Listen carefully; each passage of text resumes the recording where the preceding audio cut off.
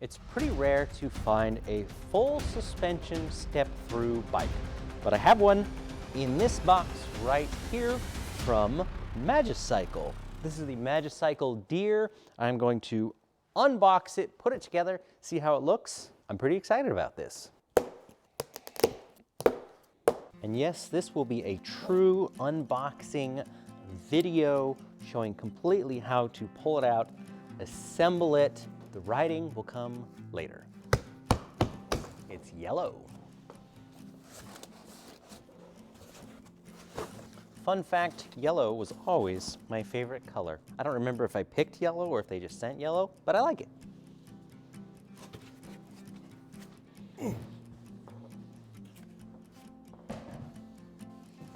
If you don't have a handy pair of diagonal cutters like this for unboxing bikes, you should have one. And yes, I'm gonna make a mess. Somebody else is gonna hopefully clean it up. Probably me. Over there in the corner of the shop, we do have a nice fancy lift that you can put a bike on, lift it up with a push of a button, but I'm not gonna do that. I'm gonna unbox this just as if I was at home in my garage like you would be if you're pulling one of these out for the first time. I'm hoping I can get the wheel out of here by itself, but I don't know.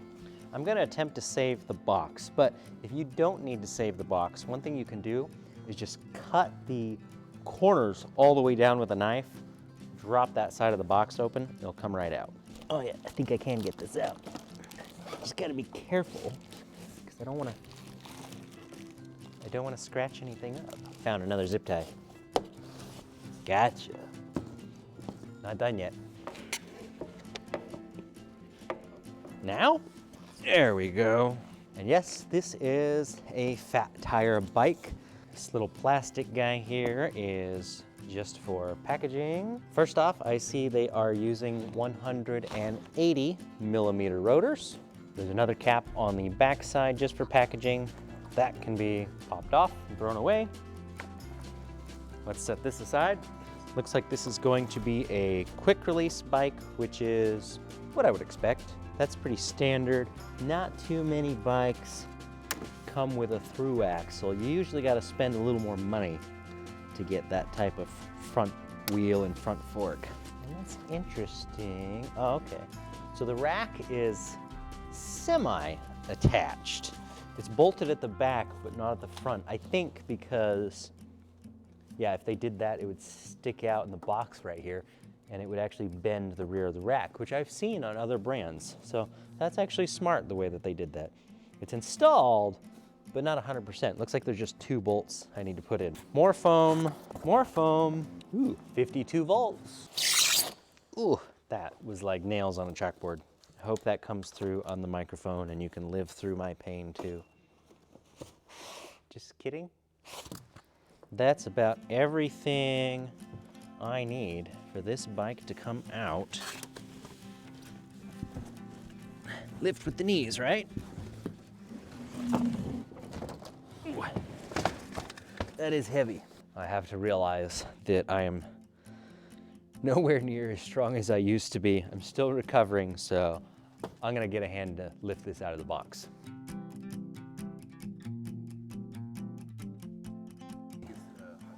That side or this side? No idea.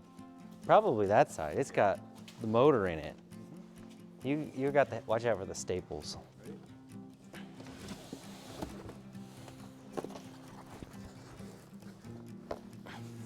Beautiful. It is yellow, and I really like it. Yellow and black. It's kind of like a bumblebee. You're wonderful. Let's cut off all of the remaining zip ties. Magicycle. I should have prepped a magic trick for this bike because it's a Magicycle, but I didn't. No zip tie was spared in the making of this bike packaging. Ta-da! I think I got them all. So first step I always like to do when unboxing any bike is put the handlebars onto the stem. If you tighten that up, I feel like that gives you something to hang on to. gives you some control. They're not flopping around. They don't whack you in the face. I speak from experience. I just ran over to get one of these handy little tools that I like to use, but I didn't check in the box. For all I know, they include tools. Sure sounds like it. Lo and behold, another zip tie. Whoa, you're not gonna believe what's inside. Looks to me like a manual. Contact us for how to get more Magicoins. I have no idea what that's talking about. But I didn't expect that, so you got me there. They do have a very nice printed color manual. This is actually quite nice.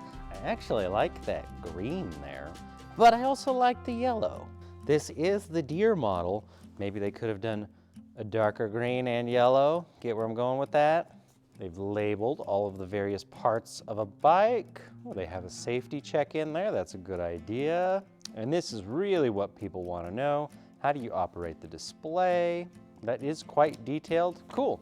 That looks good. I'm impressed. Do I have to use everything that came in the box? Well, if this is a proper unboxing, I guess so.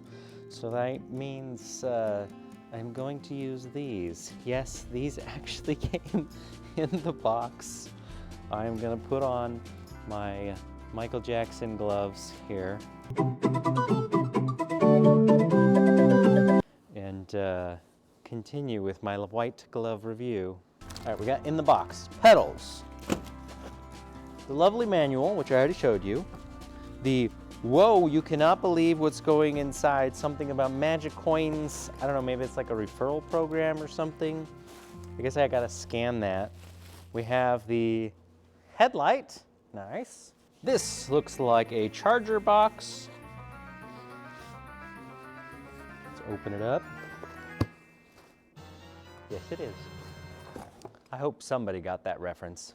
And the piece de resistance, the tool kit. So this was a little, so I think for a proper unboxing, I should use the tools they provided. They have basically a little bag with all the various wrenches and things you would need to put the bike together. This may not be the easiest thing to do with these gloves on. I'm gonna do my best. Now, if you buy a bike anywhere online, you're gonna have to do this process yourself, unless you take it to a local bike shop, or some companies offer the option for you to send the bike to a local shop for assembly. But don't be afraid, it is not hard to do. Even if you've never done this before, realistically, you can get it out of the box, set up, and probably ready to ride in about an hour. If you've done it more than once, you could really zip through it in about 30 minutes. If you got a couple of people, this is like a 15-minute job. It really can go pretty quickly. One of the things I do normally recommend, and I actually haven't done it because I'm gonna do a ride video separately, but if you wanna ride the bike as soon as possible, as soon as you get the bike out to this stage, pop that battery out, throw it on the charger. That way when you're done assembling, you know you've got at least some charge that you can go for a test ride. Because of course, that is the very first thing you're gonna wanna do. These gloves are not helping. I'm sorry, Magicycle. Not only did I get your gloves dirty, but I'm gonna have to remove them for the rest of this video because that's taking too long. So let's straighten out the fork so it is facing forward. If you're ever in doubt of which way the fork is supposed to face, the brake disc is always on the left-hand side. That makes it very easy. And I'm gonna tighten it just a little so it doesn't flop around. I find it easiest to line up that front wheel and the handlebars once you actually have the wheel on, so I'll do that later. And handlebars are gonna go in just like that. This is using a nice short stem, but bars with a big rise to it, so the bike should be pretty upright and comfortable. Helps if you have the right size tool. I have to admit, this would be easier if I used a long T-handle Allen wrench, of which I have at least half a dozen sets over there, but I'm going to stick it out with only the tools provided.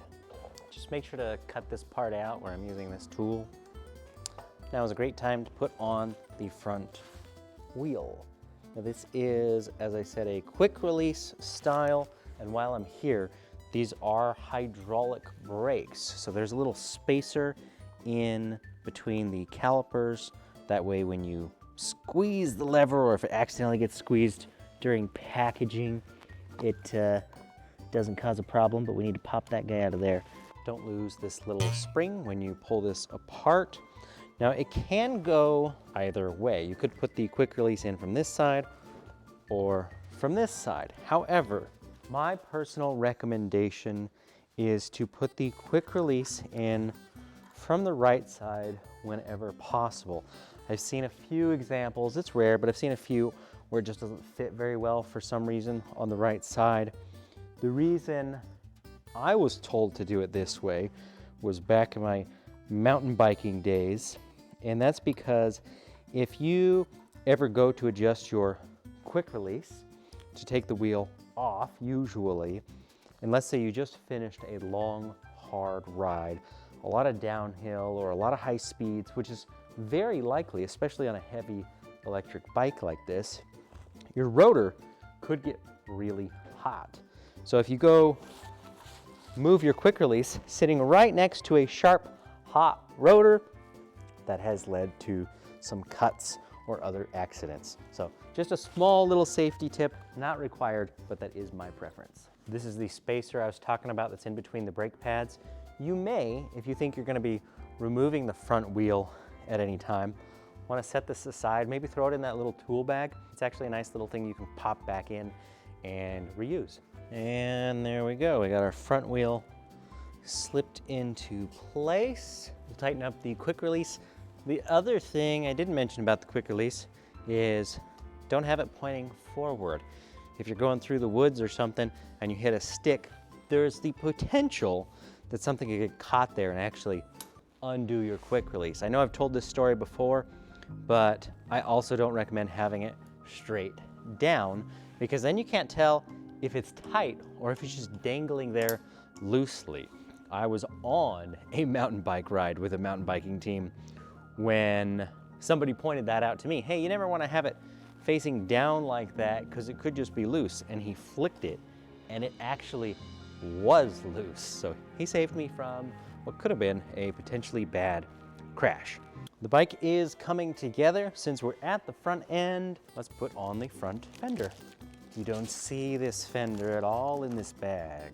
Oh no, I dropped a washer. That's right. I see it. Got it. Before I put the fender on, I'm going to straighten out the handlebars to the front wheel and tighten that all the way down. The reason I want to do that first is because with the fender on there, sometimes they aren't perfectly straight, they sit a little off, and that's totally fine, but I want to make sure my wheel is perfectly straight. Find a handy little 5mm. There we go. Handlebars lined up, nice and straight. And actually, I'm glad that I didn't put the fender on, because I would have forgotten to include the headlight. If you are having any trouble holding the fender up in position while you tighten all this, you can always take one of those scrap pieces of foam and shove it under right there just to hold it up. Makes it a little easier. Now that I've got the headlight and the front portion of the fender on, the fender stays down here. Just bolt on right there on both sides. Easy. Now Magicycle is trying to find dealers who are willing to stock their bikes in their stores. So this is a good time for me to mention that this bike, although it was sent to me specifically to do a bike review, an unboxing, and a ride review, we do have that on the table as an option. If you'd like to see a bike like this on our showroom floor, or if you'd like to buy a Magicycle bike from us, let me know in the comments or send us an email, because that will help us make a decision on whether or not we decide to add their brand to our lineup. Of course, ultimately, that's really going to be down to the ride review.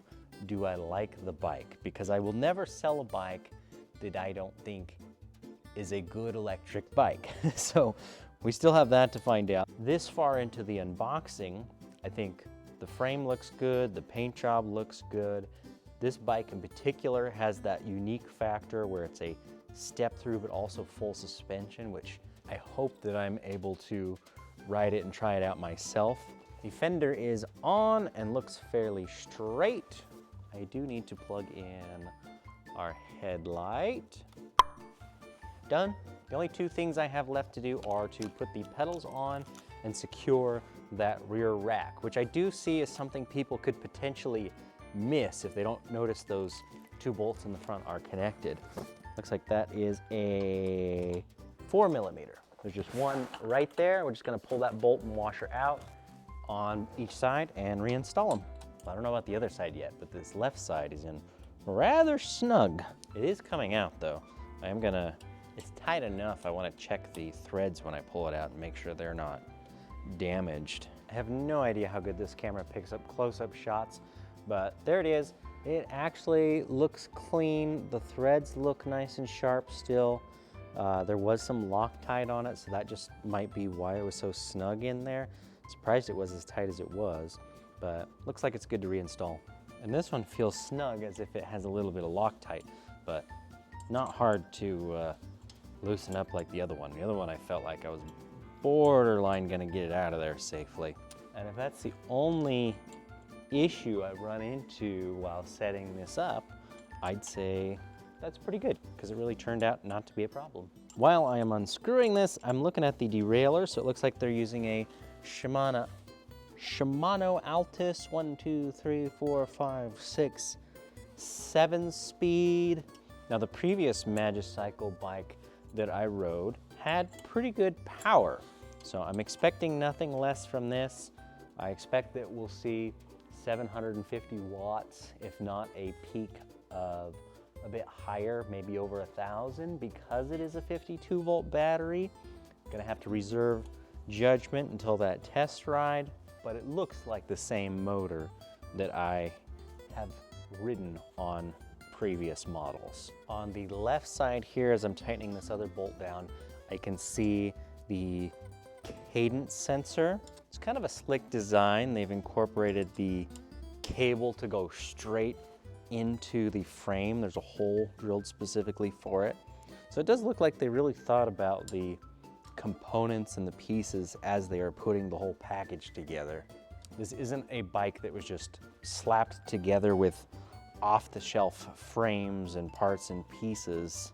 I personally have not seen this specific frame style on another bike.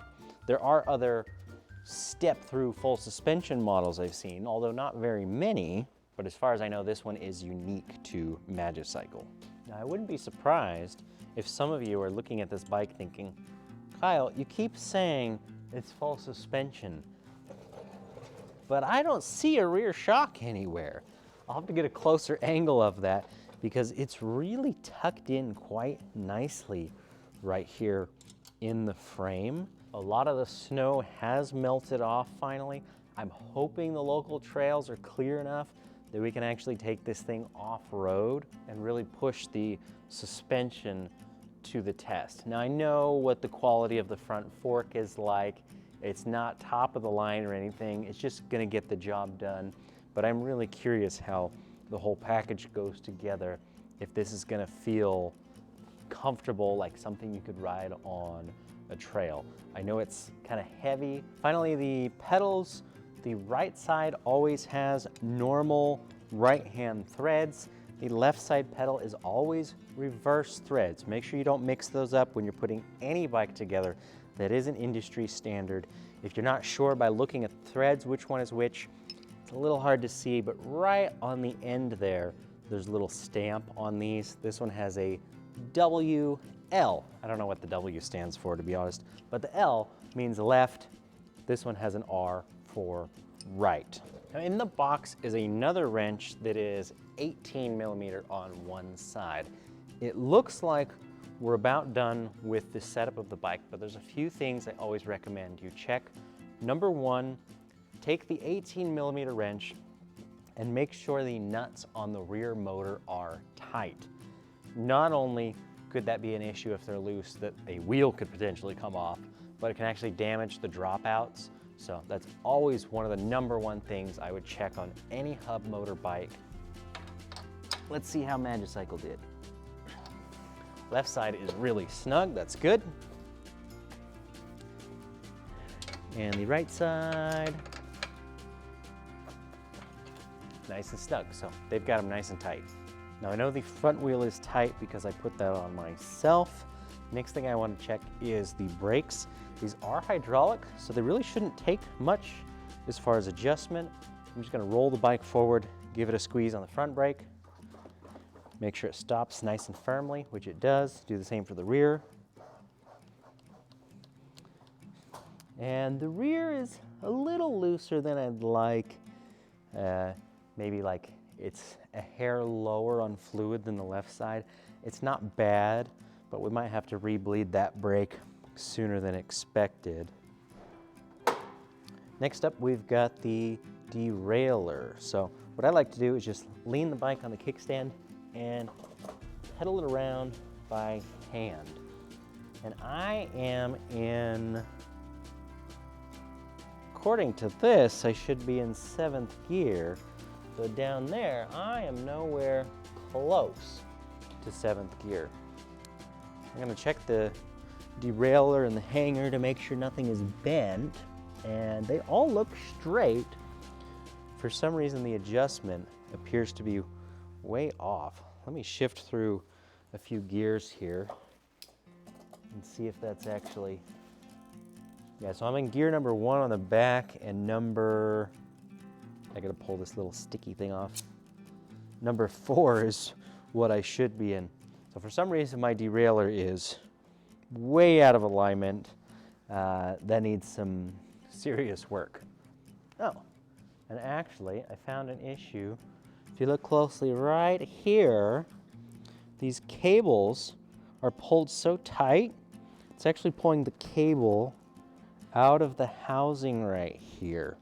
So this isn't actually a derailleur issue.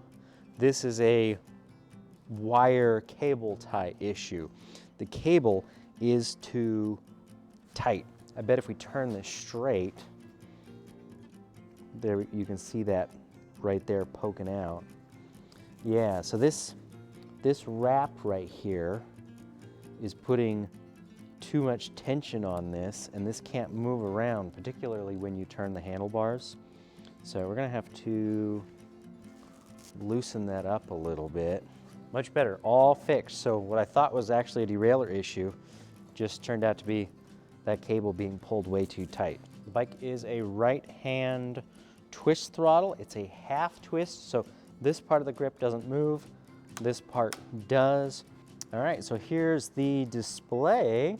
We've got full color, it looks like. We have a battery percentage. We have the time. I think that's an actual clock since we haven't ridden it all. I have a wattage meter right here, so that's cool. We'll be able to actually see how many watts we're drawing on this bike when we do that test ride. So the speed is definitely limited. They probably say 20. It's doing like 21, and then there's an electronic limit that kicks in. But I bet in that display it shows us how to turn that up. We've got pedal assist 1, 2, 3, 4, 7. That's an odd number. We've got a trip meter. That's the info button in the middle. Change to odometer, max speed, average speed, riding time. It says minutes. Wheel size is set to 28 inches, which is usually right for these Kenda tires on 4-inch rims. And these do appear, without measuring by my eyeballs, to be 4-inch rims. Some of them are a little narrower. Yeah, so it was set to 20, and we don't even have to enter a password or anything. We can change it all the way down to 8 miles an hour, up to 28 miles an hour. We're gonna make it 28 and say it's a class 3 for our test ride. Oh, this is pretty cool. So on the display, you have one, two, well, I'm a little confused. I'll have to go back to the main screen. The little indicator here is showing 4 bars, but then this is showing 5 different settings. But it looks like you can actually set the bars on the display, which are notoriously inaccurate and confusing when people are writing, to actual specific voltages. I like that. What you could do is look at a chart of lithium battery percentages. You can Google this and you can find them. And you could look up for a 52-volt battery, what's 100%, what is 90%, 80%. You could pick some numbers you want those battery levels to indicate and actually change it to that. So it's set to the max of 25 amps. So do the math on that, guys. 25 amps times the nominal 52-volt battery potentially could be 1,300 watts. We'll see if it can actually do that. Let me turn down one of these lights. Maybe you guys can get an idea of how bright the light is. So there it is. Get kind of an interesting horizontal beam out of that. Doesn't look too bad. So there's that suspension in action. It's already working just with me sitting on the bike. The position of the bike is fairly upright, fairly comfortable. I think this is something you can go on a nice long ride with. Of course, saddles are always subjective. Let's check out the brake light real quick. And yes, it is a functioning brake light. So there it is, guys. That is the Magicycle Deer. It is all set up, ready to go. All I gotta do is clean this mess up. We'll find a nice weathered day and we're gonna take this thing out for a ride and put it through its paces. If you wanna see that video, make sure to hit that subscribe button and I'll be back for another video very soon.